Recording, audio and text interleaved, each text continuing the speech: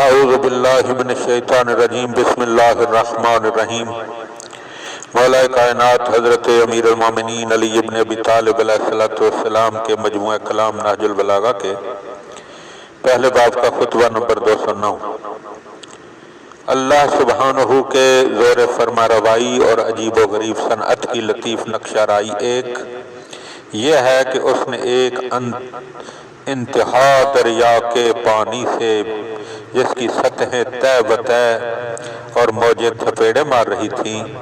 ایک خشک و بے حرکت زمین کو پیدا کیا۔ پھر یہ کہ اس نے پانی کے بخار کی تہوں پر تہیں چڑھا دی جو آپس میں ملی ہوئی تھیں اور انہیں الگ الگ کر کے 7 آسمان بنائے جو اس کے حکم سے تھمے ہوئے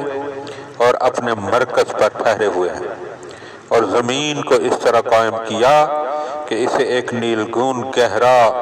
اور فرمان الہی کے حدود میں گھرا ہوا دریا اٹھائے ہوئے ہیں جو اس کے حکم کے آگے بے بس اور اس کی ہیبت کے سامنے سرنگوں ہے، اور اس کے خوف سے اس کی روانی تھمی ہوئی ہے، اور ٹھوس چکنے پتھروں، ٹیلوں اور پہاڑوں کو پیدا کیا، ان کو ان کی جگہوں پر نصب اور ان کی قرار گاہوں میں قائم کیا، چنانچہ ان کی چوٹیاں فضا کو چیرتی ہوئی نکل گئی ہیں اور بنیادیں پانی میں گڑی ہوئی ہیں۔ اس طرح اس نے پہاڑوں کو پست اور ہموار زمین سے بلند اور ان کی بنیادوں کو ان کے پھیلاؤ اور ان کے ٹھہراؤ کی جگہوں میں زمین کے اندر اتار دیا، ان کی چوٹیوں کو فلک بوس اور بلندیوں کو آسمان پیما بنا دیا،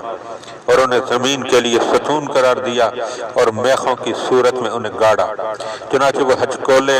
کھانے کے بعد تھم گئی کہ کہیں ایسا نہ ہو کہ وہ اپنے رہنے والوں کو لے کر جھک پڑے